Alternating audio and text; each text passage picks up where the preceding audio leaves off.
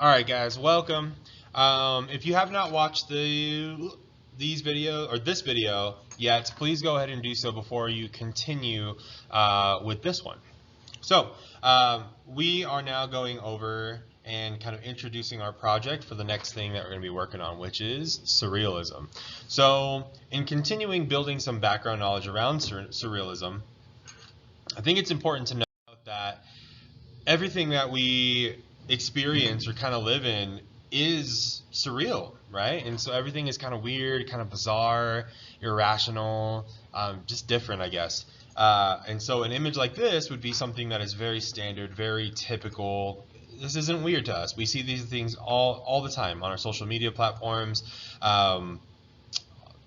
Again, you name it, you see it. Images like this, again, aren't very weird. I guess, yes, the four eyes are offsetting, but again, nothing abnormal that we haven't seen before. So with that said, I think it's very important to note that surrealism, the first side of surrealism was in 1917, and the first TV was in 1927.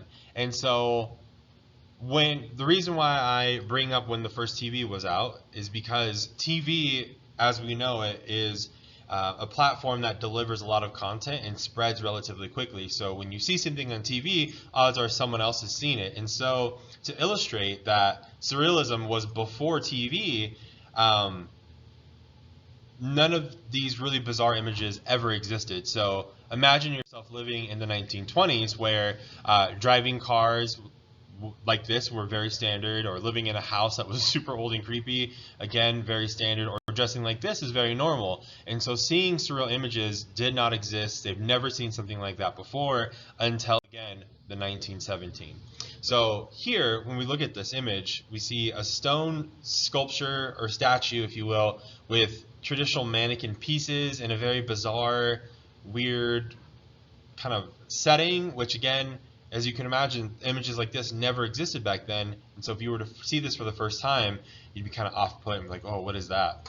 As time goes on and as they start kind of tapping into this idea of surrealism, we start getting even more weird images, such as this one, where it's like a mechanical, big animal-looking thing. Again, still with some mannequins. I don't know where the mannequins come in, but again, it's super weird and super surreal.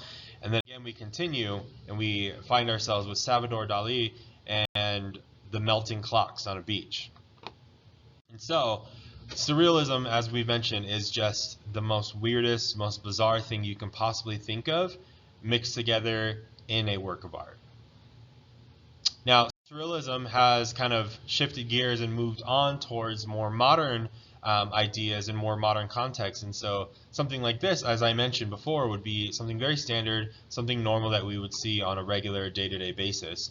But again, it starts to branch out into more specific genres, if you will.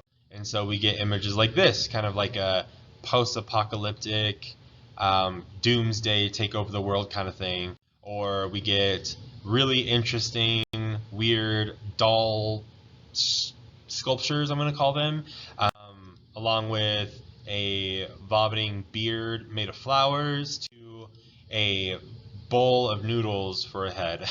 And so for me, my first bizarre, weird experience to understand and define surrealism was an event in the desert, as we all know, as Burning Man. And so here I noticed and saw this giant head, this giant... It's huge. I mean, again, look at the person for perspective. And when you entered this giant head, it was a 4-story experience where you kind of went through and you experienced kind of the mental health of it all and what people might be experiencing or going through. One sculpture that we could all relate to is the space whale, which again, a sculpture that existed in the desert, which was just very bizarre, very huge, very weird and crazy, which now lives today downtown for all of our viewing pleasure. So with surrealism now under our belt and kind of the context and idea of surrealism, the first thing that we're going to do before we start our project is we're going to do a little bit of research. Now, I want you guys, and my intent was not to create a ton of work for you, but really what I want you guys is to start looking at content of surrealism and different artists and what they create to kind of get inspired for your own work. And so here the goal is to look up 5 artists of your choice, observe their work, and kind of just get a feel for what surrealism is in art. And then I want you to list your top 5 right over here. Now, once you've picked your top 5, out of one of those artists, out of your top 5, I want you to go ahead and I want you to, I want to talk a little bit more. So I want you to tell me about them. I want you to describe their work, and I also want you to pick a specific piece, a specific painting or collage or whatever it might be, and I want you to describe the piece as well. Now, once we're done with the first step, our little research phase, we're going to go into assembling a surreal inspired collage. So here, this is mine. Again, I went through magazines and I cut out images that I thought would be very interesting and weird to be put together, and then I went ahead and created my collage. After you've created your collage, step 3 is to convert the collage into a black and white image, which again, I will help you with. Once your image is converted to black and white, you're going to go ahead and transfer it using the light boxes that we've been using in class, and you're going to trace out the main important parts of your collage. Once it's all traced, then of course you're going to use your pencil skills to go ahead and recreate the collage, again using pencil. Remember, we've been working really hard with using different types of pencils, using our blending materials and our kneaded erasers to perfect all of our blending capabilities. This is an image side by side from the start to almost finished, and then of course this is our finished product. Now, looking at my finished product, I thought it was very important to look at the transferred image and the collage so that we can see all of the edits that I've created as I went along. So looking from the original collage, you'll see, and my screen is kind of blocking it, but you'll see some text right over here.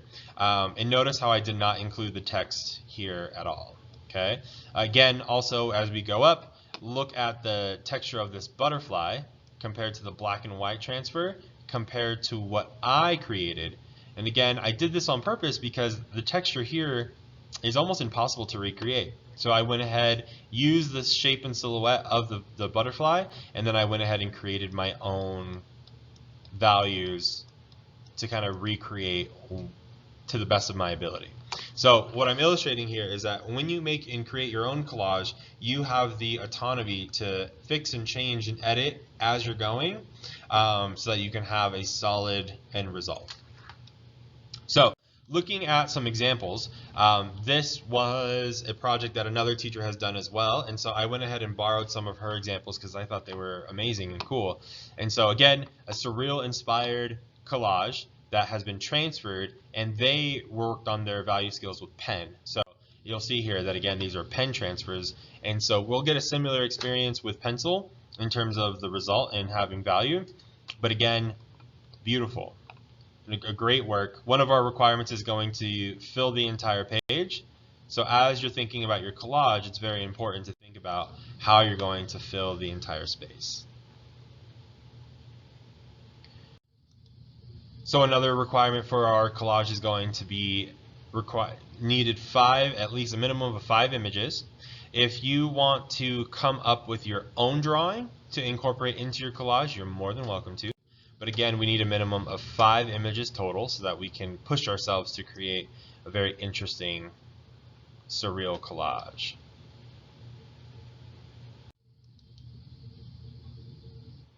And so again, notice all of the edits that this particular artist made, taking all of the main key important parts and then switching values and kind of creating something that fit for their abilities.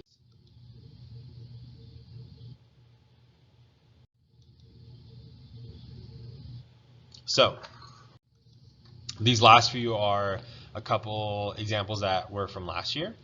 And so what we did as well is we went ahead and created our own background. So once we get closer to the end, we will fully be able to go ahead and create something just like this if you want to kind of elevate your background.